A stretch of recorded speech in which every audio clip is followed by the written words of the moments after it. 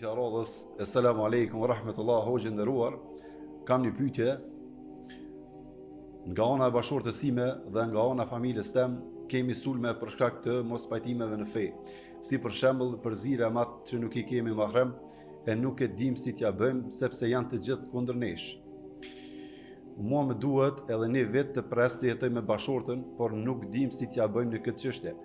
Ata po thonë se po jo bëjmë zullum atyre, e po ja prishim lidhjet familjare, po ne e bëjmë të kundërtën, mundohemi të largohemi haramit, Allahu ju shpërblet.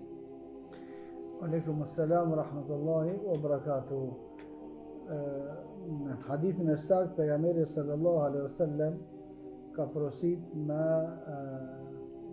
pas frikë Allahu subhanahu wa taala me I krye obligimet sa kena mundësi. La yukellifu Allahu nafsan illa wusaha. Nuk e ngarkon Allahu kërkon për te mundësive. Sa keni mundësi me u largue prej harameve, largohemi. Sa keni mundësi ma shpejt me dal me jetu, pa thëmë të pavarur vet, edhe ata bëne ma shpejt, lidhet familjare nuk prishen për shkak të fesë. Lidhet familjare prishen për shkak të gjunohu. Nëse feja nuk na thot neve me prish lidhje familjare, po gjunohi jo të e prish lidhjen familjare. Ai e mush për shembull, e mush tavolinën sofrën aty, rakia thot hajde ndark.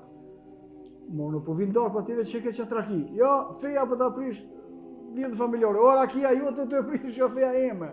Ti dosh me hekën çat problemin, tana më ardh unë shembull po bën. Dhe kjo vlen për të gjitha veprat e tjera, me fol të tjerëve që si drejt përdore, me net me ata. Hajde rrini burra gra bashkë, o s'bën feja, ja ju përprish një feja. Po ty te këtë komedi që me botën aty, nësë una me të gu ty. Na kemi me punu që shka thonë Allah pejgamberi sallallahu alaihi wasallam. Dhe kjo nuk ka pengesa e fesë, po pengesa është e gabimeve që ili të I boj ju. Hikni ju që të gabime, na jemi aty. Wallahu a'lam.